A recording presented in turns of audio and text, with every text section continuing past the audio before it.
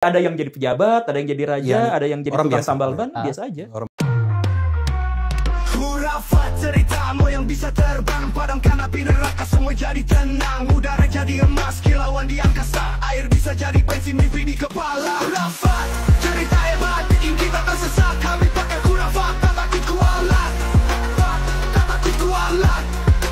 Yang masalah perhabiban itu sekarang bahkan NU yang sebesar itu pun sekarang pecah gitu, apa-apa pecah gitu. Tapi di Mesir juga ada Habib kan? Lah, dunia kehabiban di Mesir itu beda sekali. Tapi ada. Ada tapi biasa aja gitu. Biasa saja, betul. Biasa aja. Oh, lu Habib lu biasa aja gitu. Biasa saja. Mungkin selevel ustadz itu.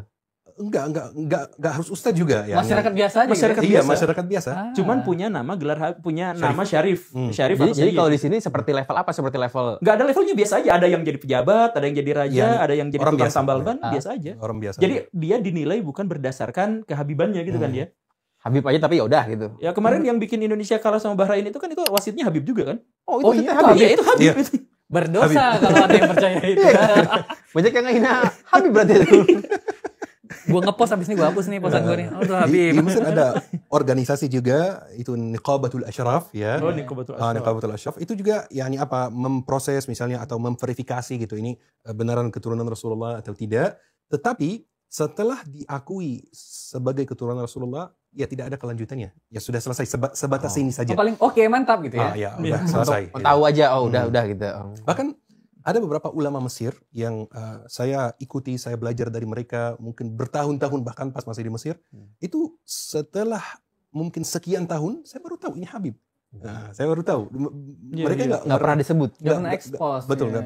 nggak pernah disebut ya. Jadi pokoknya tergantung orangnya gitu ya. Kalau memang dia itu punya ilmu ya, punya ilmu syar'i gitu, belajar secara sistematis gitu ya, belajar secara akademik juga, belajar ada sanad-sanadnya, maka dia diakui sebagai guru agama gitu ya. Tapi kalau misalnya dia tidak punya ilmu syar'i, ya orang biasa. Ya, seperti itu. Tadi tuh yang gue tertarik juga. Kenapa kalau di sini selalu disebutnya imigran Yaman? Itu memang karena banyak orang Yaman di sini kalau keturunan Arabnya gitu. Bukan, ya itu karena ini. Jadi sentimen dari Habib itu, sentimen dari polemik Habib itu adalah, jadi Habib langsung dinarasikan sebagai imigran Yaman, orang komunis yang datang ke Nusantara untuk nyari nafkah. Jadi makanya diejeknya Jadi itu. semua Arab imigran Yaman. Nah, padahal Nggak mah pernah ya, ada imigran Saudi, nggak ada kan begitu ya? enggak. Imigran Kuwait Imigran Kuwait. Itu bukan karena banyak Arab Indonesia itu dari Hadramaut, itu bukan begitu berarti? Nah, karena memang Sedikit malah. kebanyakan Habib kan dari Kalau Habib di Indonesia ada kalau Habib. banyak Habib dari Yaman. Tarim.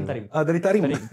Ya, tapi kan kalau ngomongin politik, misalnya katakan Anies Baswedan nih, kan disebutnya juga kalau ada yang ngatain juga sama kan imigran Yaman juga. Tapi kan? dia bukan Padahal dia bukan orang Yaman gitu maksudnya ya. Itu Seperti kayak udah Saifullah juga stigma ya. imigran Mesir harusnya. Iya, gitu. imigran Mesir ya. Jadi tolong teman-teman kalau ada yang mau komentar imigran Yaman dikoreksi dulu, imigran Mesir. Mesir. Iya. Enggak apa-apa sebut aja. Biasanya komentar begitu itu PSI berarti. Dan kita juga harus menegaskan bahwa Bro Gamal juga adalah imigran. Saya Indonesia, Benar, orang imigran. Bekasi nih, lahir di Bekasi, Imigran. tinggal di Jakarta. Hidung nggak bisa bohong. Itu Jembros itu nggak bisa Oh, bohong. Pak Guru Gembul juga jenggot itu. Kayak ini buat melihara kutu ini sih.